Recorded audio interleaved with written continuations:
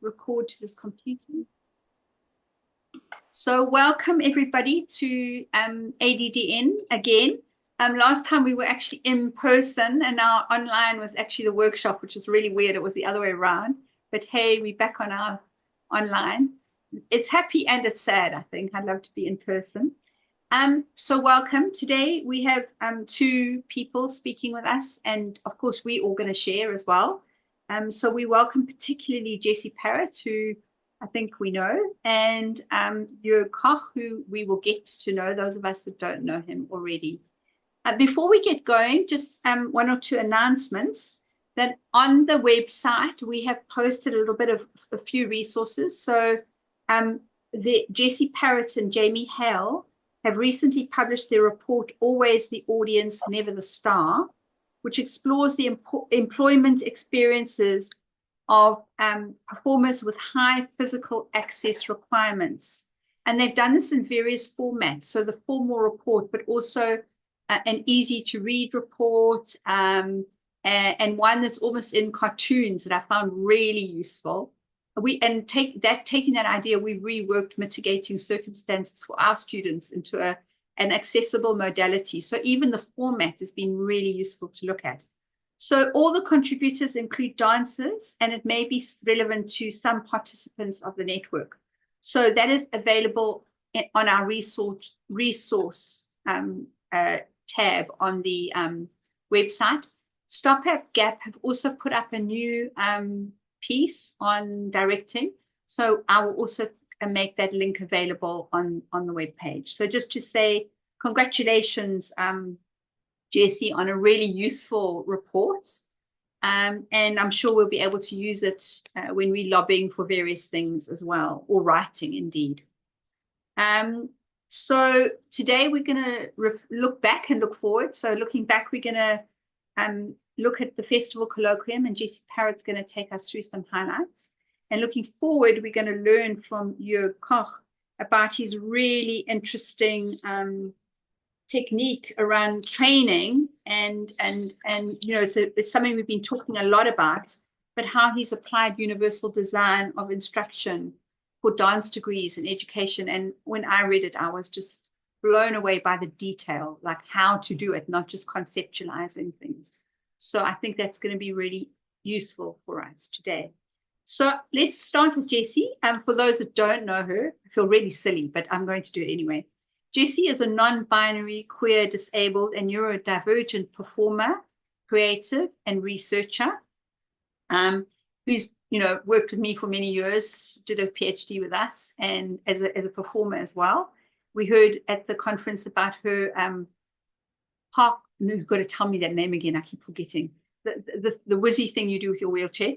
And she's going to take us through reflections of on the colloquium and festival that we had in August. So Jessi, over to you. Thanks, Yvette. Hi, everyone.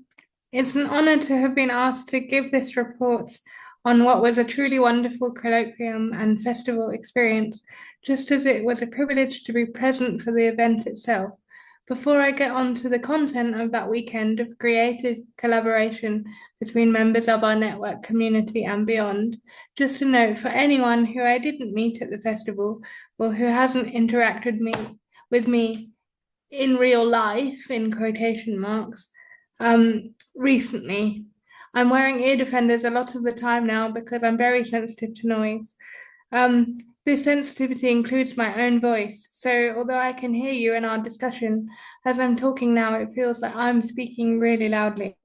I say this to ask you to please let me know if I need to speak louder or quieter at any point, because I can't tell what the real volume of my voice is at this point. On one level, that introduction is necessary because it lets you all know about an aspect of my access needs that my powered wheelchair wouldn't immediately tell you about. On another level, though, it leads into my main themes for this presentation that we can then maybe think about collectively afterwards, because that's what we do best. These themes are 1, imagination, 2, interdependence, 3, infrastructure. I've picked them because although I will also mention other aspects For me, these themes summarize what the weekend was like to experience and the things we were exploring in the workshops, the panel discussions, and the performances. So, Yvette, if you wouldn't mind putting up the first slide, that would be fab. Thank you. Great, thank you. So for anyone for whom it's useful, this is a slide showing the first day's agenda Thursday evening and a collection of photos that were relevant to the performances and workshops that happened on that day. The connection between imagination, interdependence, and infrastructure was evident from the first night of the colloquium and festival, when both Ismail and Yvette opened the festival by sharing the planning and creativity and inspiration that went into the shared work to put it on. These elements included the support and structures provided by the University of Warwick and the University of KwaZulu-Natal, and how that interdependent relationship, combined with the imagination of all involved, was essential to the infrastructure of the event, as was shown by our gathering in the Stables Theatre. These ideas then carried over, literally, into the choreography of the first two performances, given by members of multiple strands of Flatfoot Dance Company, who owned the stage collectively and asked the audience to consider things like who gets to take up space, what kinds of bodies and chairs get to be lifted and tilted? When does a performance end? Is it when the lights go down and the music stops? Or when the dancer using a powered wheelchair has been guided safely down a ramp off stage and into the audience? And then, where is the boundary between audience and artist? These questions set us up excellently for the second day, where the first workshops were based around the concept of deaf game. Andile expertly delivered a workshop on sign dance, which was extended in the absence of the sorely missed Ling, who had visa struggles, reminding us of another form of inaccessibility. Andile's wonderful energy inspired me to be brave with my body and my hands, even though signing and driving my chair for choreography at the same time did turn out to be somewhat tricky. I was also reminded of how much I'd missed dancing with other wheelchair users, which is definitely an example of wider ideas of disability game. That brings me to the first panel, hosted by Yvette, in which I was privileged to participate, alongside Andile, Nadine, and Sarah Lee, again, sadly missing Ling. Recalling previous reflections I've contributed to the network, what I valued most was the vulnerability we all brought to this discussion.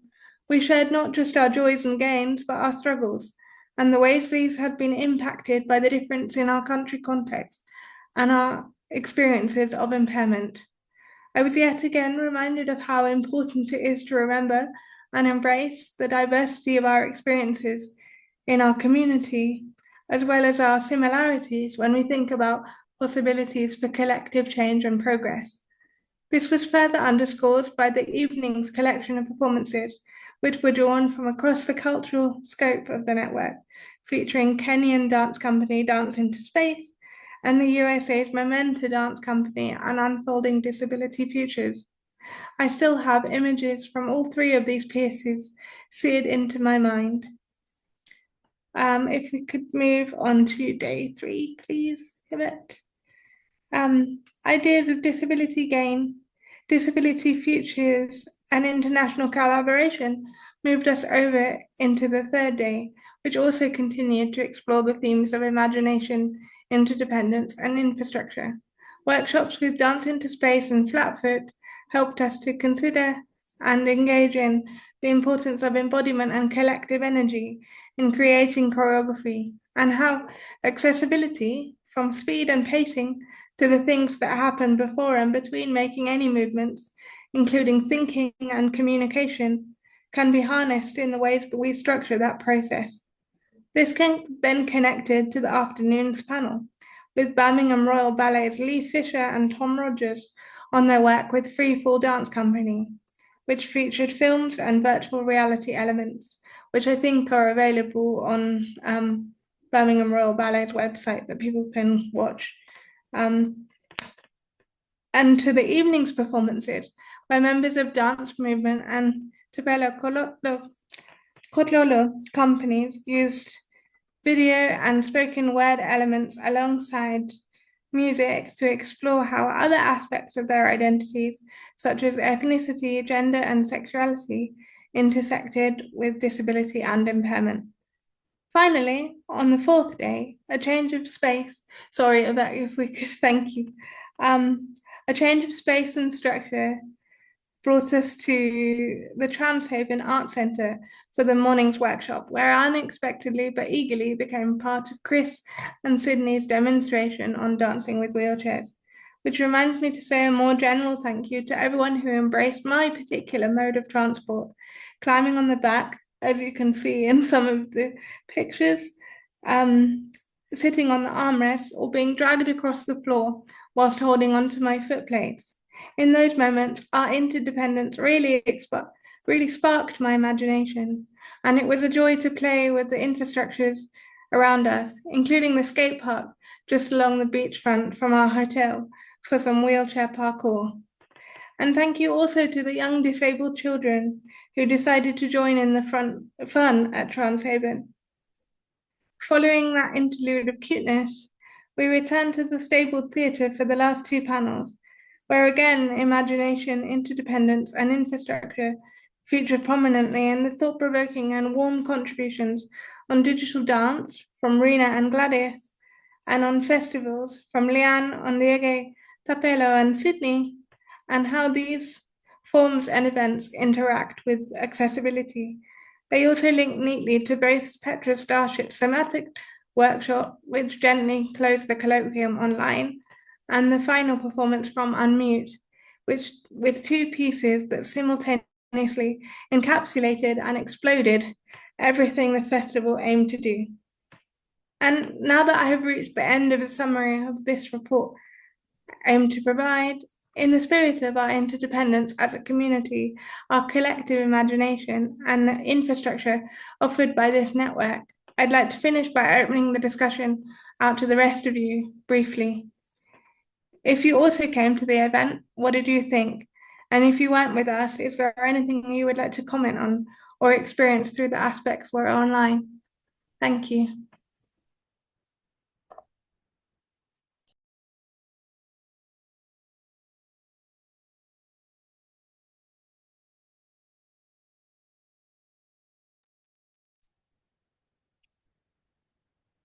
Thank you, Jessie. That was really, really lovely, especially around imagination, interdependence, and infrastructure. I'm going to reflect carefully, I think, on those three things and how they work together. I mean, one of the things that really struck me was what an incredibly safe space that Stable Theatre was, with so many different spaces that we worked in, and even the open space where we ate together. And it was situated in a space that's not so safe outside. You know, we were literally gated and people couldn't just go for walks. And I think that's also quite an interesting thing, how we hold certain kinds of space. And then when we moved to the Transhaven, it was just so beautiful right on the beach when everyone arrived. I remember just seeing everyone mobilizing down to the beach. I thought, okay, we're not going to have this workshop because everyone's going down to the beach. But really interesting for me, space was also a really important thing while we were all together. But the sense that everybody was there for everything, I really valued, and how people held the space for one another as well, physically and conceptually, I think. So for me, those were things that I wanted to say thank you to everybody, and thank you, Jessie, for your reflections, you know, and your constant engagement with the work that everyone's doing. But other thoughts or comments that people would like to make?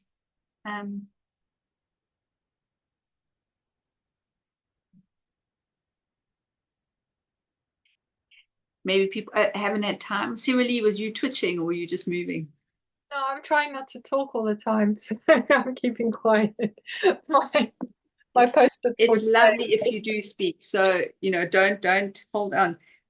So Leanne's just been booted out, so we'll hold the space until she can come back. Zoom sometimes does this to us, which is not very nice. I'm just going to tell you that's okay. I will talk then, and I'll break my rule of the day. Beautiful, do. Yeah, sorry. When I have meetings, I have all these post-its to remind me how to behave. I was going to say, I picked up on the word, Jessi, around vulnerability. And I think that was the key word for me. And then I was like, you come up with, you always go, safe and trust and respect, and these words that like we use so often. But I kind of think in those few days, they were embodied more than just flippant kind of words that we speak about.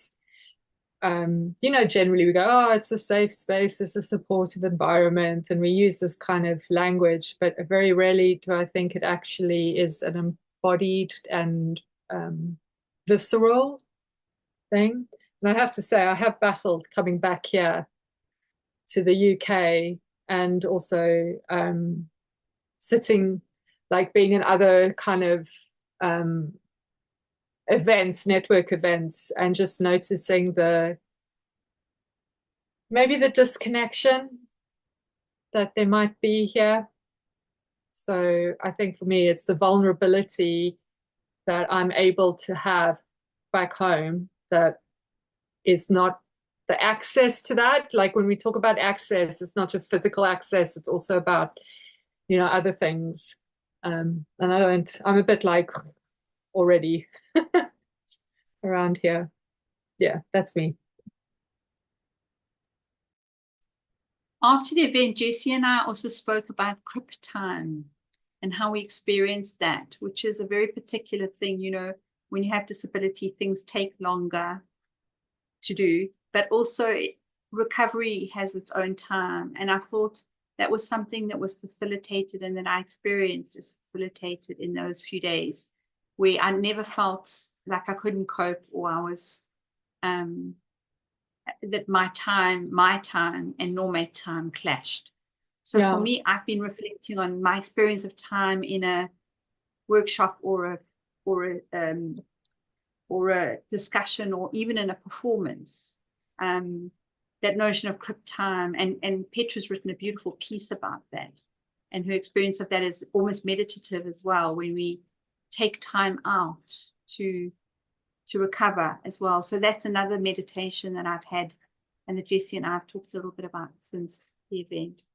But we won't go on about that. Leanne, I'm going to hand over to you, and for you to introduce Jurg for us. So I know that I'm supposed to do an extremely formal introduction, and I'm going to do a little bit of a formal introduction, but I wanted to also, in a way, pay homage to Jurg, who is someone that I met many years ago and has been absolutely instrumental in my work, working around access and ability. And he's come to South Africa many times and worked with Flatfoot, and I've learned a lot from him, and I consider him to be one of the kind of driving, imaginations that got me to do this kind of work. So I'm really, really grateful that Jurg is here to share some of that excellence with us, and to kind of, open us to your particular way of thinking, and really just to kind of pay homage to that, because I think that your impact in my life and the work of Flatfoot has been really enormous. And we thank you, often without payment, just coming to be with us and to also share your work. So we're really grateful for that. But a little bit more formal of an introduction. Jurg was born in Switzerland, but he has worked internationally as a performer and a choreographer and a dance educator for over 20 years. He received his MA from the London Contemporary School in 1998, and very significantly worked with Kanduko Dance Company. His own practice integrates disabled and non-disabled performers, and this informs both his artistic and pedagogical approach.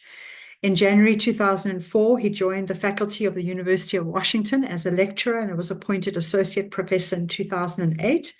and assistant professor, sorry, and then associate professor in 2014. And after working for 10 years in higher education, he moved back to Switzerland, where he has established a freelance practice as an artist and educator and a performer. And he works very closely with Beviergrond and Dance Unstuck in the UK. And I suppose his specialized interest in access to dance, performance, and training is for a diversity of participants.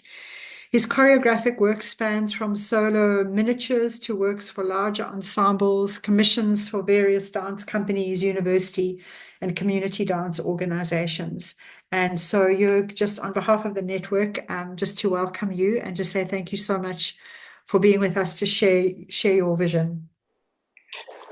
Thank you so much, Leanne. That was a very generous introduction. I hope I can do some justice to that. I will try and share my screen and just an excerpt of it so that I can also read my notes. I will try to do that now. Bear with me. It says host disabled participant screen share. Now I am host. Thank you very much. That's going to work. Share screen and portion of screen. I'll do that. And now I just have to adjust it so that you see what I want to show you. Can everybody see the first presentation slide now? Thank you. Now I'm going to try something more. I'm looking for the chat. I haven't tested that out. Oh, now I can do it. So I will share with you a transcript of what I'm going to say. And I hope that will create some access or also to look at some of the text afterwards. But then I will start. So hello, this is my first time in an ADDN meeting, and I start with a presentation. It's a bit of a steep entry, and I try to prepare by viewing previous meetings. Thank you very much for the invite and this very generous platform, and for me to have this opportunity to contribute and participate. I don't feel like a complete stranger, as there are many familiar faces in the room here. And today I would like to elaborate on how universal design has made me reconsider what I do and how I do it in order to create access and inclusion. For some of you, this will be old and familiar. I keep presenting the same material as there is a persistent challenge to gain and create access for dance training, especially in dance degree programs. I hope for some of you, you find useful inputs and reflections, some new, and if not new, I hope you find affirmation for your own practice. I've shared the transcript. Is that working out? You have access to the transcript? Fantastic. Leanne has already introduced me very generously here, just some biographical key points indicating my trajectory into and with dance and disability. So after completing a degree in education in Switzerland, I had the privilege of studying dance and complete my MA.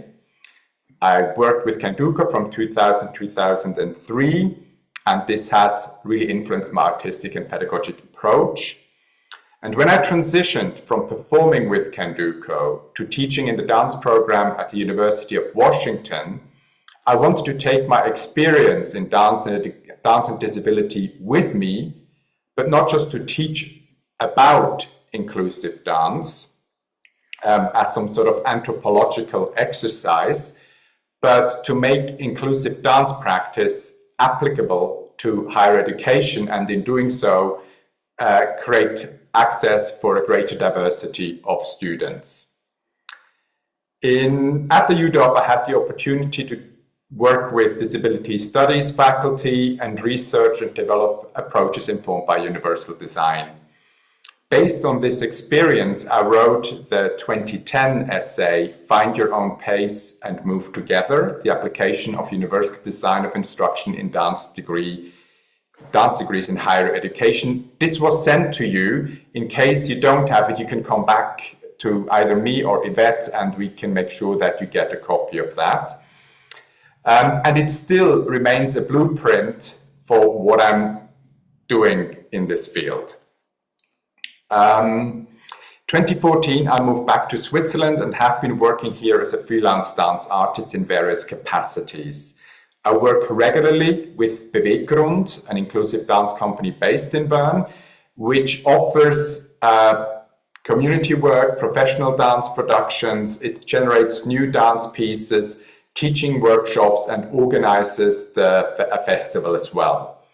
Beweggrund also continuously expands its access considerations. In the last years, we've been busy with audio descriptions in performances or also image descriptions on websites. During these years, I was also involved with Dance Unstuck in the UK, exploring this approach in relation to ballet as a codified dance form.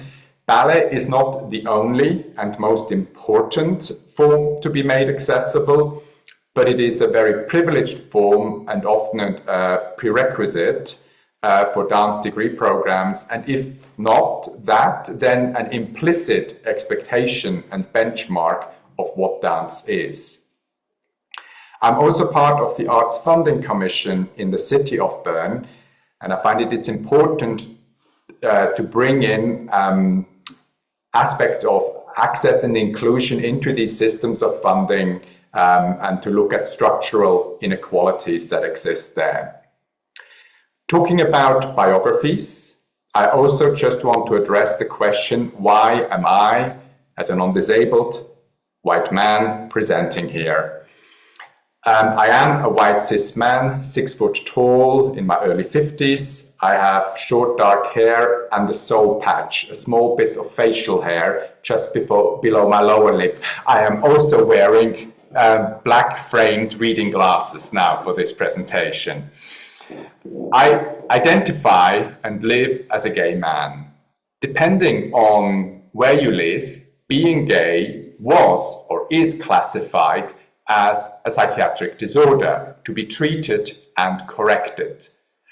I do not claim disability status, but for historical reasons, I share an awareness for processes of exclusion and discrimination.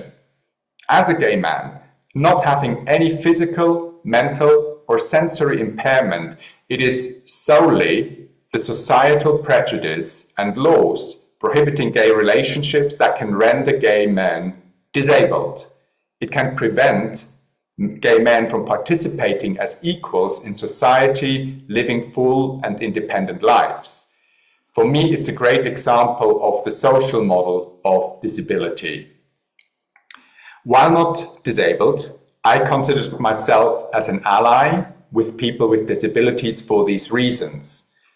The scene has changed and shifted significantly in the last 20 years towards artists with disabilities leading the field. And I understand my role as an invested ally with an interest in teaching methodology, contributing to this discourse. Some dancers with disabilities have gained access to degree programs, yet there are still disconnects between access to at professional level, which is actually happening, as we all know, and a lack of access to dance classes, vocational training, and degree programs for people with disabilities. This involves big social, ideological, political questions to do with resources, attitudes, funding, and laws. I can't solve that all, but some of the solutions lie in rethinking our teaching and artistic methods. Who, what, and how do we teach? Universal design and its principles challenged me to rethink my own practice. As an architect and designer, Ron Mays also worked on shaping the world around us. As a person with a disability, he developed the principles of universal design with the main idea of designing products and environments to be usable by all people to the greatest extent possible without the need for adaptation or or specialized design. Here are the 7 principles of universal design as defined by Ron Mace. Initially developed for architecture and product design, these principles were then also considered and adjusted for teaching processes. Teaching is an environment that we create. So in the paper, you find a discussion of these principles and how they may apply to dance instruction. For instance, perceptible information, that's number 4. How do I create access to physical and visual demonstrations of dance material? How do I make this instruction multisensory? Through words, descriptions. Are these words also written and visible? Do I need a flip chart in order to teach in such an environment? Do I use touch? When and how is touch appropriate in terms of transmitting movement information? Another example, number 6, originally it's called low physical effort. Well, in dance, we often want to train and practice effort. So what if we call this adjustable effort? So not matching my effort as a standard, but an effort appropriate to the individual dancer. This may also involve the 7th principle about size and space. How big is the movement, or how far in space something moves? So you see there's a discussion of how each of these principles can affect how we set up a teaching moment. Equitable use, the first of the 7 principles, is central to the discussion as it addresses a fundamental attitude towards access. Equitable use means we provide the same means of use for all users, identical where possible, equivalent, so of same value, where not. We avoid segregation in the process and make the design appealing to all. UD challenges me as a teacher by asking, how do we train the required skills with a diverse student population? And required skills could be required for a specific project, could be for participating in a class, could be for a course. They're always required skills that we need to engage with. How can students demonstrate these skills through their movement range? And how do we give feedback, and where this is a part of the process, assess fairly with a sense of equivalence? A main approach, which I think we are all familiar with in working in inclusive dance, is working with adaptations. Meaning adjusting or translating standard set phrases or tasks. The question is, who does the job of adapting? When an instructor adapts, you end up preparing and teaching not just one class, but multiple versions depending on the group. This is hugely demanding, and it also greatly reduces the actual time spent moving in a class. When a student does the adapting, they engage in a very different learning process. While the rest of the group observes and copies the taught material and phrases, remembers and performs it as a group, the adapting student is asked to analyze the original phrase, translate, remember and perform it independently as a solo. Adapting presumes an advanced analytical understanding of dance, an understanding that is not demanded from non-disabled students. The process is not equitable. It segregates and singles a disabled student out.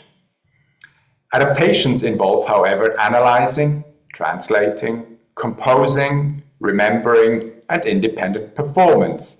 These are actually really great skills that I would like all participants to acquire. My point is, rather than ditching working with adaptations, let's make it relevant to all the participants. So there is the difference. With a NUDI approach, we all engage in the skills needed to work with adaptations, not just the performers with disabilities. We all learn these skills and apply them to our practice. From the outside, it eventually may look the same, but the process of getting there is different. Rather than naming it working with adaptations, oh, you can't read that. Okay, that's my fault. Okay, I'm going to try and shift this. I call it working with individualized material. In terms of dance, it involves moving from exploring movement principles to improvising and then varying degrees of setting and developing the emerging material. Instead of frontal instruction, we work in a workshop mode, drawing on improvisation, composition, and rehearsal skills through a number of tasks, games, and processes. Rather than leaving the material at an individual level, we also want to put this material in relation to each other, to discover overlapping and contrasting aspects. We move from the individual me to you and to create an us. In the process, it's a collection of teaching practices, some of which are present in other teaching settings, not always with the focus on access and inclusion. A lot of contemporary dance practice works this way, is non-codified and open to diversity. However, the words we frame our practice with explicitly as accessible for people with and without disabilities are very powerful and necessary.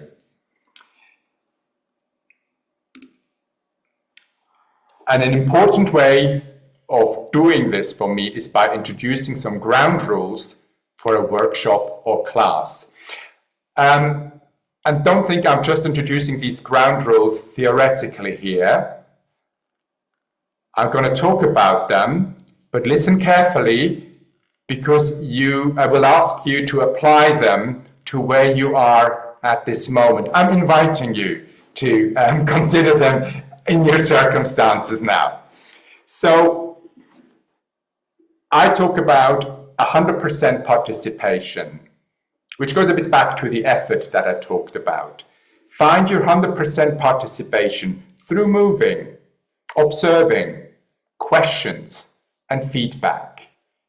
It's not always, and the 100% of moving is not always at the same level, in absolute terms, but you adjust that you can get your fullest participation out of a moment. That could also happen by observing or by asking questions to clarify. Now, we are not in a dance studio, none of us. Some of us are in a car,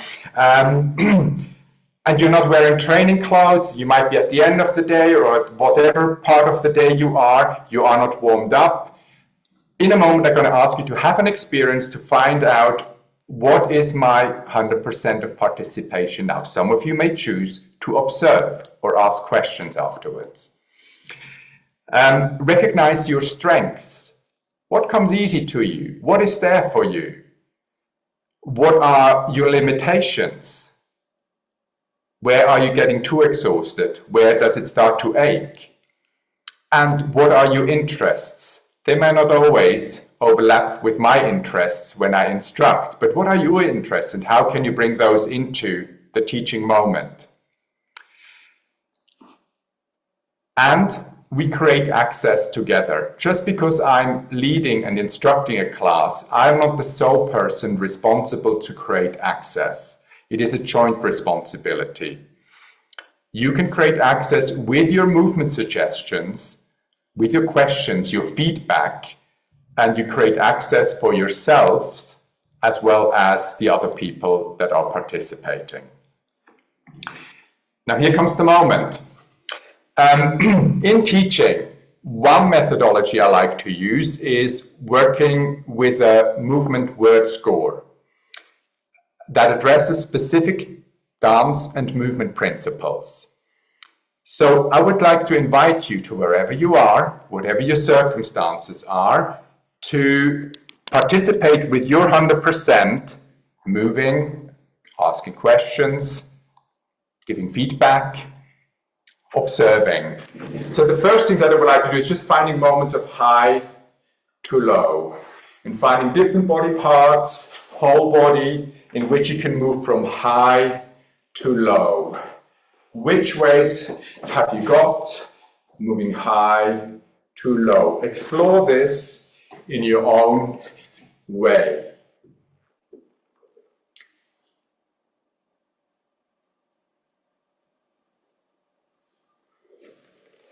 I set no tempo, it's an open time frame in which we work with this. I see movement in the space, that's fantastic for those who are on camera. Now, the next item I would like to explore is describe or draw a circle. So making a circle with different body parts on different planes that you draw circles. And be inspired by seeing each other as well, by seeing movements that other people are doing. Because this is only sort of an example that I'm doing, I'm moving on a bit swifter than I might in a dance class. Now the next one involves sudden forward and back, sudden forward and back, forward and back, sudden, sudden, sudden, sudden, sudden, sudden, sudden, sudden, sudden, forward and back. Oh, I see very different qualities in action there. Fantastic. Thank you so much. I hope you get to see some of that as well as you're doing it. And the last one is finding 3 swings. So again, we're using different body parts to get a swing, swing, swing. Swing, swing, swing. You can also stay with the same body part. Swing, swing, swing, swing, swing. I'm giving a tempo that suits me, but find your own swing. A hand has a very different pendulum swing than my leg would have in this quality. Thank you so much. This is lovely. So we explored these particular movement principles, and now we could move on. We could leave it as an improvisation, as an open score now. And sometimes there's a tendency to value setting material over improvisation, and I would actually, just because improvisation is often the entry point to this, but we could explore it further and further through improvisation. We could pair up now. We've done this online as well. I'm not going to go through this. We're going to talk about it a bit in using this list as a palette. If I paired up with somebody and say, okay, we start from stillness, and either of us can introduce any of these elements. For instance, I introduce this one, and then the other person joins this movement score that we've done. And then any of us could change to another one. So it's reading and displaying this as an improvisation, clarifying, and any of us or in partners could then change to the next element. So exploring it further as an improvisation with a partner or a group as an us as well. The movement could be set linearly as a score. I could make my own version and then work with somebody else, exchanging material, get into partnering. It is about creating something concrete as a reference point and exploring specific movement principles to increase the movement range, the palette, the way we talk about it, and so have all these tools available to us and see how we can realize these principles in different bodies.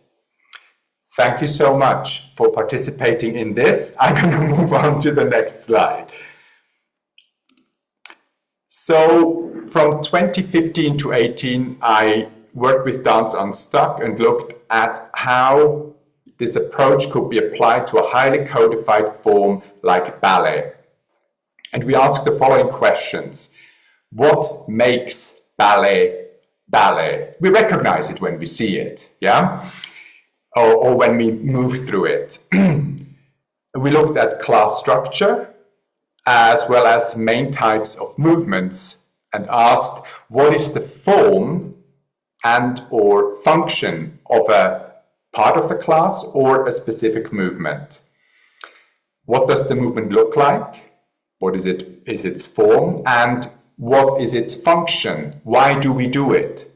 What purpose does it serve, maybe at different parts of the class as well?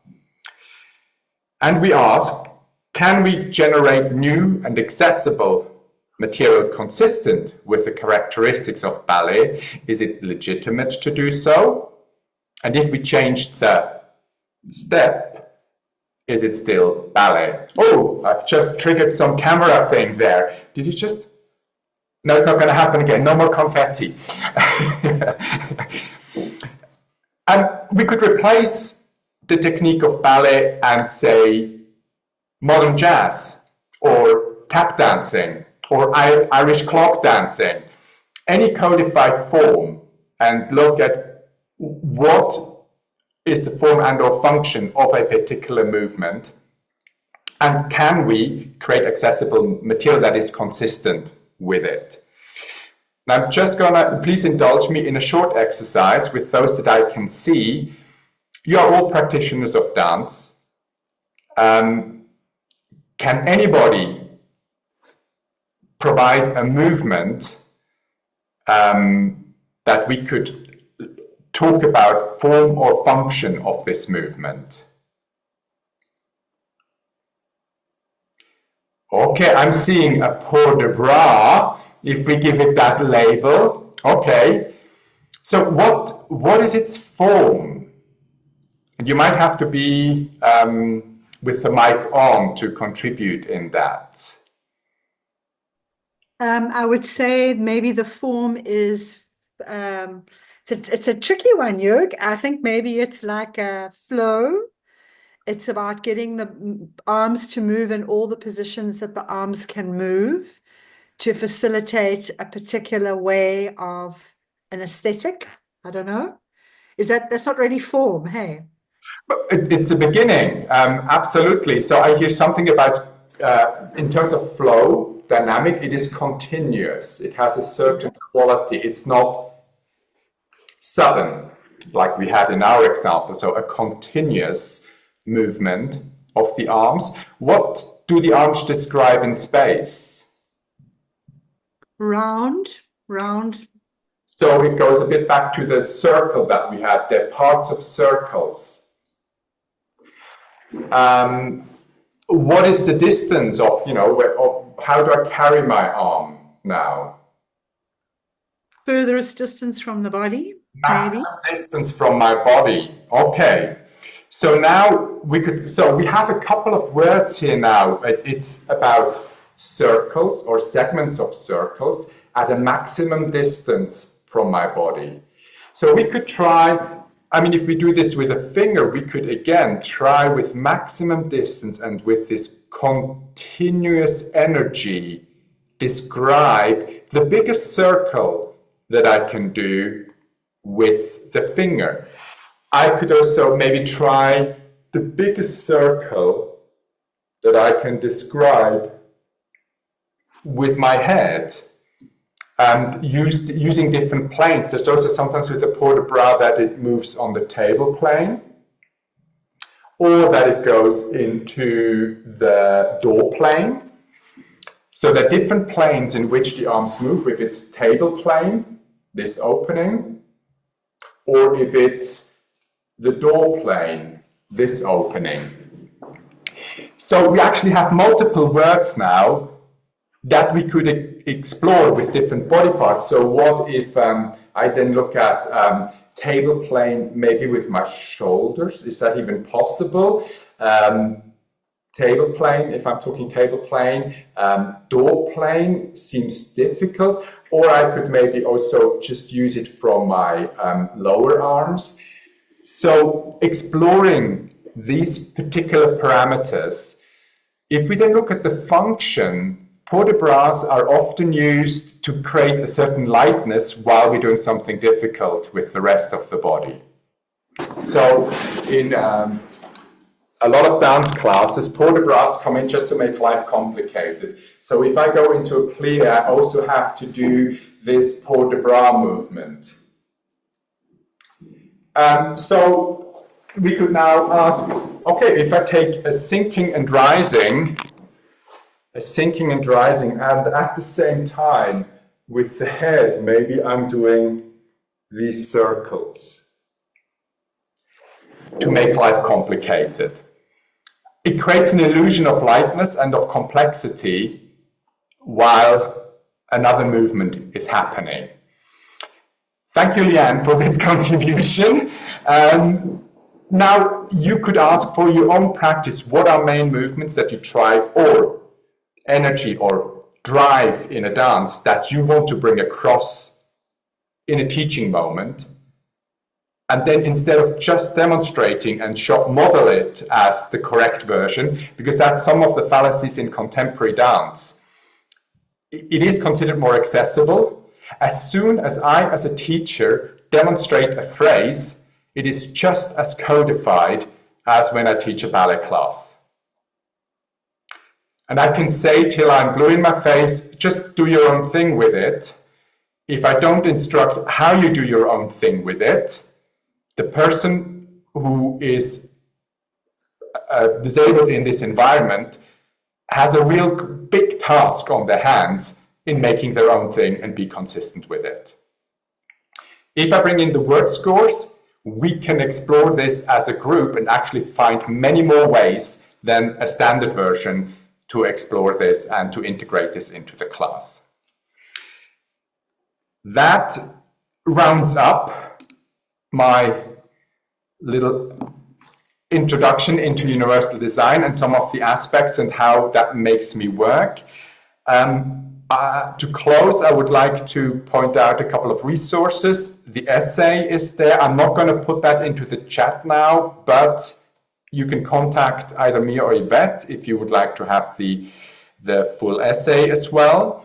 I also have prepared a little handout to do with Laban movement analysis terms that you actually heard us use in this moment now of arcs, of table plane, door plane, etc., of sudden movements versus continuous movements. And in that handout, there's a summary of the concepts and of the terminology used, and also a Simpson board, a photo of the Simpson board. And the Simpson board was developed by the artist Lisa Simpson and Adam Benjamin, which also visually uses a lot of these concepts of Laban movement analysis. You'll also find the link to Beweggrund, where you can see some of the work that I'm busy with now, and Dance Unstuck, where you see videos of how professional dancers and young kids engage with open scores, movement material to do with ballet. Hey, I talked a lot. I made you move. You participated beautifully. I'm now really curious about your thoughts and questions, and come out of the sharing mode into the general space again.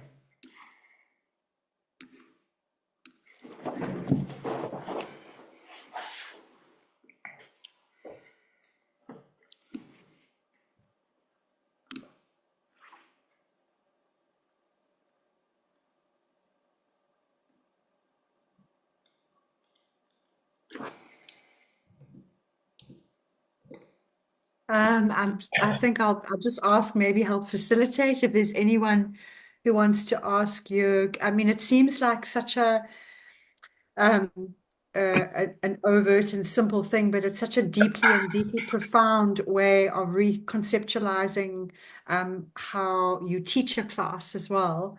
And I know for me, one of the things that really struck me when I first did a class with Jurg is that everybody kind of found their own way. Some sat, some stood, some lay down, and it was the possibilities of in a way generating an incredible technique where your whole body warms up and is able to create choreography. I've also watched Jurg use this as an impulse to create choreographic material as well. Very profound and very beautiful. So I'm not sure if there are any questions or comments from everyone.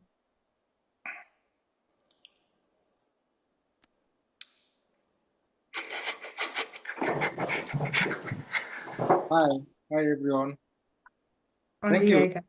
Yeah, thank you, Jörg. That was really inspiring. I think one of the things that always crosses my mind is artists with disability in this continent, how can we say integrate what we call traditional dance forms?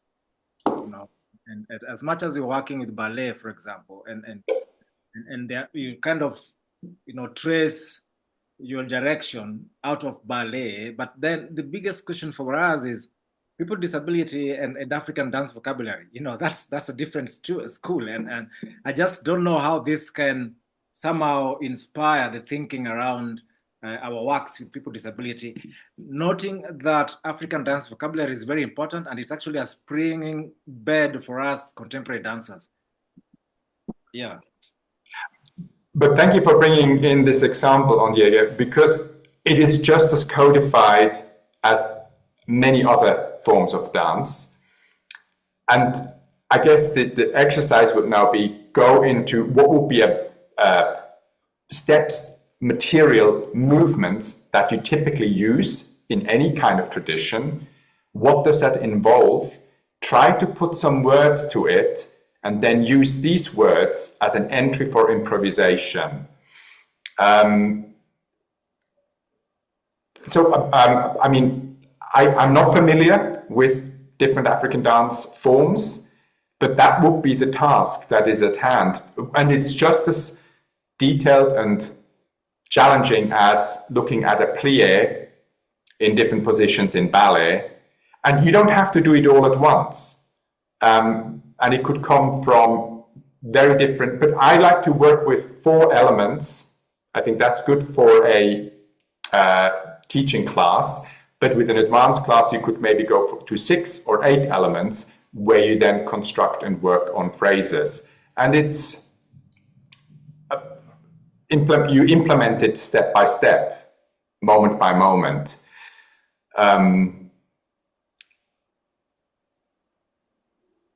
I think that's true, because contemporary dance is more like improvisation for us,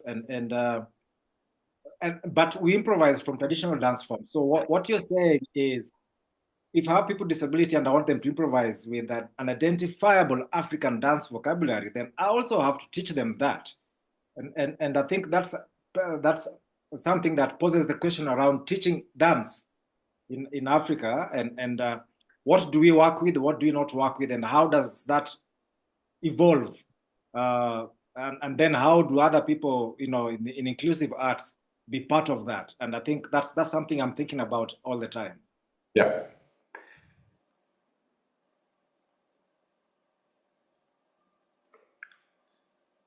Yvette has a hand up. I'm going to say, as a non-dancer, I find this fascinating, because it really, what it made me do is think about what is this, how would you describe this movement? So I'm not a dancer, I don't know the movement. So, okay, so how do I understand the movement? And then how do I understand the function of it? And I think separating out the quality of the movement and then the function of the movement is really, really interesting, because I think we often conflate things. So we try and think of them simultaneously, but actually separating them out like that, as you say, gives you qualities and then different layers of translation or adaptation, however you say. But I mean, I was thinking today, I was talking to students about intercultural work and how it always involves translation and language and translation of culture. And they're not always, and they very seldom are exact or equivalent. They're approximations. And I think that what I'm thinking of linguistically, you are demonstrating physically, and I think physically is even more complicated, because in physically you can do simultaneously, speed, effort, direction, there's like a whole lot of things. But if you unpack them from a single movement, you could actually improvise multiple things. So the potential of this is extraordinary for equivalent creation, and not just simply trying to force yourself into a position you can't, or a movement you can't do, but you could do it differently in another body part, or so I'm thinking a lot of African dance for me is impossible, because it's very on the ground, it's very down, it's very balance focused, right? And transferring weight, it's about transferring weight. And that, for me, the transition is just the impossible moment. So I have to think about, so how do I make that moment of precarity doable in another way? So, I mean, this has really made my mind think so many thoughts. I don't think I have a question. I think it's just brain functioning. Sorry, not helpful. I'm going to go away. No, but I like the idea of translation, because in translation, the two languages that you, or multiple languages that you work between, they're equivalent. But we can't always say that we will get exactly the same meaning. There are associations, there are colorations, there's a melody that will never be the same when you translate. But there's something shared in there. And bringing it to that shared aspect, I find really important. I just see a question that came in, I think, from Jessi. Shall I just read that out as well? Yes, thanks, Jurg. I was going to do it, but it would be great if you could. Typing to avoid noise sensitivity, but I was really struck by how this work connects the environments of both training and production performance. And often it seems the discourses in practice as well as theory try and separate out the training experience from the production element experiences, even when the training is supposed to lead to employment. So I'd be really interested if you have any thoughts on that connection, disjunction. Absolutely. I love that. I mean, particularly in dance, there is such a high focus from a very young age on training the body to increase its facilities, stretch, range, and it's very much left on the physical side of it. And the artistic aspect often doesn't come in. It is about how high you can jump, move through space, how quick, how complex. These are wonderful things, but to what end? And it's also how it's trained that, okay, now we're going to do ballet class, which has nothing to do with the modern class that comes afterwards, which has nothing to do with the African dance class that comes in a moment, or the improvisation that we do, and then we go and do composition. And that leads to sort of a siloed thinking, where I also experience my body as very different. One thing I might be comfortable with and be able to achieve with my body, and in another thing I feel like I'm failing with the same body, with possibly very similar movements, but I can't achieve that. So what I like about the practice as well, that actually training, creating, practicing, performing, constantly interchange with each other. And, you know, to be honest, we all work in professional dance companies.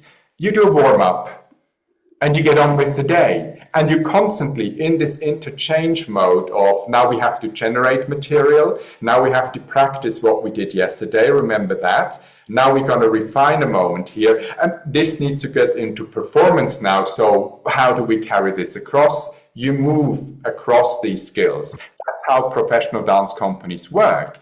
But in degree programs, they're astutely segregated into separate skills and capacities. So I think it really needs that moving across. And when you introduce it to training dancers, I know also for me, it can lead to irritation. Just tell me what to do, and I can do it. Now you want me to be creative and do my own material? And now you tell me to do what you... So the chopping and changing, we have to be considerate with that about, as well. But thank you for this question, Jessi. It is a problem in degree programs, this separating out of skills.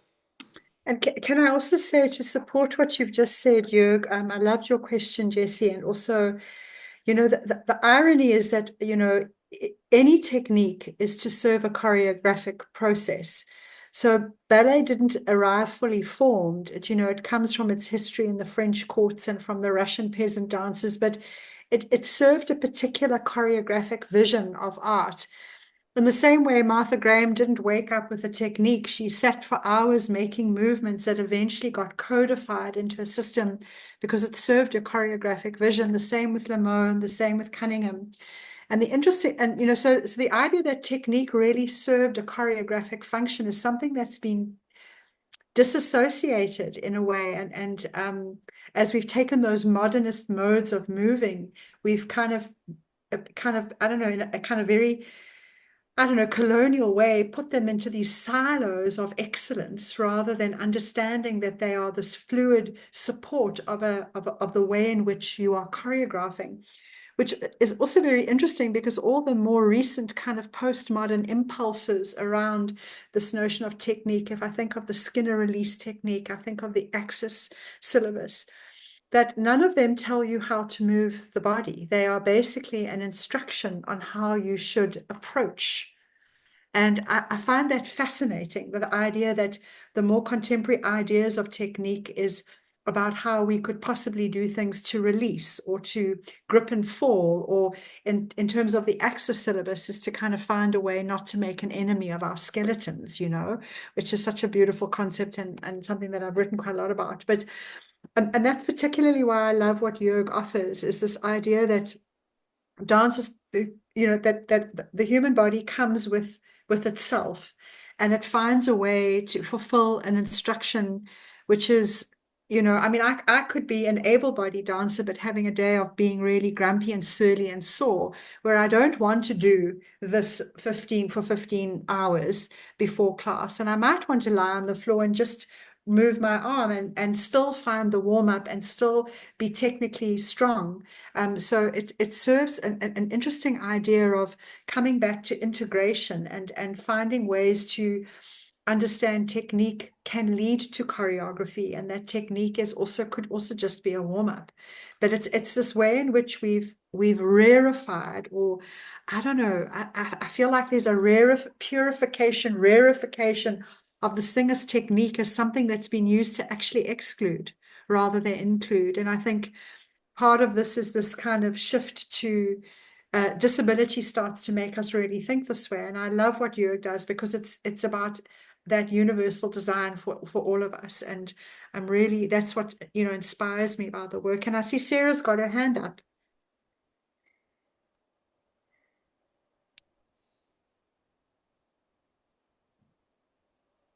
Sarah, your mic is, yeah. There we are. Sorry. I was going to say two things, and I don't know if they're questions or comments, but they're not the same thing. So I have the thing, I don't teach the undergraduates anymore, but we have a dance degree which includes a lot of hip-hop styles, house popping, and so on. But we also have Bharatanatyam and contemporary African. I'm not too sure whether I would call it that. I would call it particular West African kind of influence, but that's my own little beef. But it's very interesting because there's an anxiety there. And those aren't my specialities when it comes to these kind of an umbrella of hip hop kind of styles. But there's an anxiety there of codification and on being quite clear on the technique. And I often get frustrated because there is kind of very limited acknowledgement around that those styles' origins also were particular body types. Mm-hmm. And that there's virtuosity in that, and I find it hard, like competitiveness or battles. I just can't. It's not an inclusive thing to me at all, the way it's set up. But but that's my own judgment and value system, and I'm guilty of that. But I see that kind of. So if there is stuff around accessibility, and my knowledge is very limited, I apologize. But when I've seen kind of there's company Ill Abilities, and there's I can't remember his other name, Crutchley, but where it's still about showing that movement in a perfect way. So it's that body performing, even though the body is a different body, it still is performing. There's it needs to look like the same movement. And I've got it just makes me feel very uncomfortable.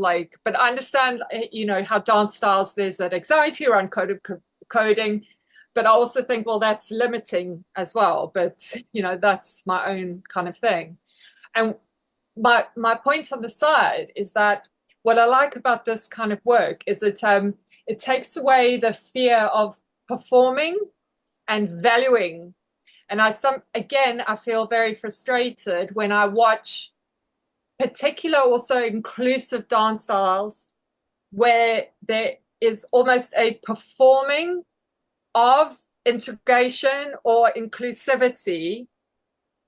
And it almost sets up a polarity, because you'll find there'll be someone for example, moving in a wheelchair, a dancer who has a wheelchair experience, and then there will be another dancer that doesn't have a wheelchair experience. But there isn't the thinking of the choreography on really being inclusive. It'll end up being a virtuosity of someone in a wheelchair. So it almost reaffirms the hierarchies that are positioned in dance. And I don't know how to address it, but I know when I see it, so I find this kind of working. I know for myself, it takes away my anxiety of looking like a dancer and performing perfectly. And I battled being double jointed and ballet and all that. And when I saw my picture of myself doing a port de bras, I was like, oh my God, look at those elbows. They're doing the thing that no kind of training could ever get rid of, because my body's different. Anyway, so those are the kind of two things, because we talk a lot about ballet and contemporary and so on, but I think I'm thinking of the generation coming up, it's very much a particular style. And I'm not too sure if Hofesh Schechter, it's very kind of let me push the body, but it's a particular. So yeah, there's no, I can't describe it yet, but I know it when I see it. I might sort of try to read and hear into some of the words that you said. So I think a lot of it has to do with intention as well. Do I choose to do a certain thing? I wouldn't exclude accuracy and virtuosity in there. If that is somebody's thing to do, go for it. Just because it is privileged in certain places, but there are dancers with disabilities who have developed incredibly virtuosic work, and I think they should go with it, do that, but also allow different things to be discovered as well. No, I agree about it's not my point is not that I celebrate the virtuosity. I just think there's still a value system. Yeah, absolutely. That's the thing, is that it's still you know. No, I agree. And it's hard to, I mean, you have to be quite grounded to come with maybe something that is grounded, that is centered on simplicity, clarity, authenticity. And that takes the whole practice as well to get there, where you don't dress up with flashy movements, but with presence, but it's stiller, and how to make that count and be of value as well. I mean, Claire Cunningham talks a lot about value, and it's a big topic, and I know I'm completely implicated with a lot of value systems. But once you start teaching, why do you choose one thing over the other? It's a value that you give. And I think the best thing is, if you have reflected on it and think, I value this movement, I believe this is something important, I would like to impart this or pass this on as an experience. And in other places, you're obviously tied up into a syllabus. There are complete value systems tied up in that. And reflect on it. But also, if you throw it all out, you might not be left with much anymore, because you can question the value of everything that you do. Just taking hip hop as well. I'm not a practitioner of hip hop. I've participated in very few classes, but I like the idea, the dance off and the battle. I actually like, in a way, because it's a code of how you participate in that round. How you present your movement is pushing your individuality. Doing it, isn't there a sign for when you copy paste from another dancer? That's really frowned upon. You have to bring your own thing to it and really source your body in order to generate something remarkable there as well. Maybe I'm not a positive spin, but I see a value in the practice as well. The tension is that it's got a judging system. Sure. Yeah. That's the thing. So at the end of the day, So it's not that the battle's wrong, it's that there's a judging system, and about who gets to choose that's good. Right. And they've been in the Olympics now, so it becomes a sport, and that's full with judging systems and who's the best. Yeah. I think we've got time for maybe one more question. Sorry, Jurg, I interrupted you. I apologize. Okay. I don't know if there's a time for one more question. No. I think it also makes sense, having heard Jurg speak, to go back and to read the paper again as well. And it might be nice down the line, maybe, if Jurg could do an online workshop with us, so that would be something lovely. So, I mean, this is with Beweggrund, we're looking at creating some online workshops. We tried hybrid as well, and I'd be very happy to, at least sign it out through the network as well and say when and how it is happening. I will discuss with Beweggrund as well what would be the parameters with which we can do this, where we actually can just go into a workshop and dance and move.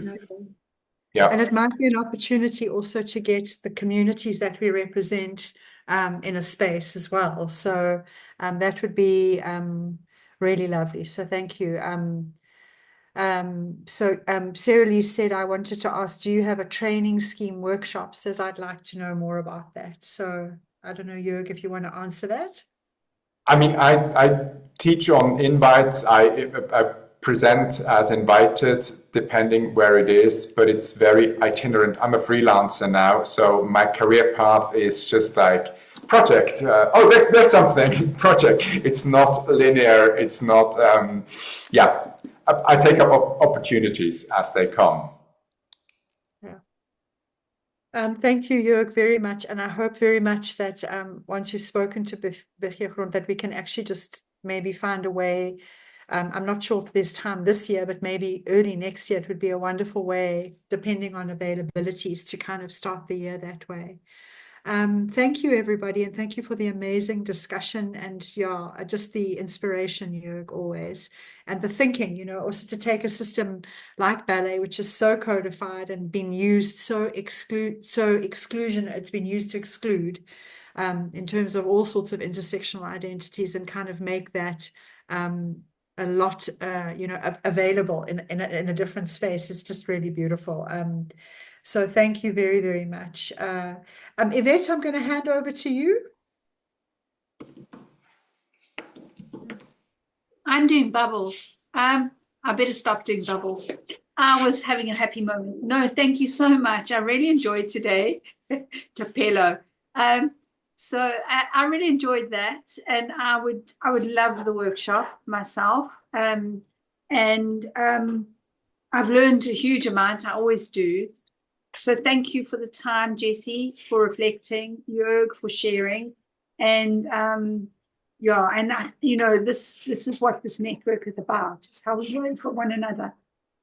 So just thank you, and we look forward to seeing you again next time. And I don't know, Leanne, if you need to say anything about anything upcoming around activities. I know you've got your Access Festival soon. So a very exciting thing for the network is obviously Flatfoot's got its Access Festival coming up at the end of November, but through the network we've connected with Emmanuel Solomon in Ethiopia and Addis Ababa, and he's going to be doing an online workshop through for the festival, and to also share a little bit. His company is going to do a little performance, and we're going to make that that Zoom access available to everybody in the network to either come and just watch the workshop and just be with us, or to participate. He's an incredibly amazing human being, working in the most difficult conditions in Addis Ababa, literally transforming people's lives. And a lot of his work is actually quite hip hop. So it's also quite interesting. Lots of dancers with crutches doing the most extraordinary, a little bit like Joseph's work as well. But it would be a chance for us to engage, our colleague in East Africa, and to also kind of share that. So that'll be coming up, and we'll share that with everybody later down the line. So on that exciting note, thank you very much. And I hope everyone enjoys the rest of their day. I say that because Sydney said thank you. She had to go from her morning in America, and I think Rena's probably in the dark. So we go through this whole ream of time. But thank you so much for your time and your engagement and the energy. Have good evenings or the rest of the day. Thank you. Lovely seeing you.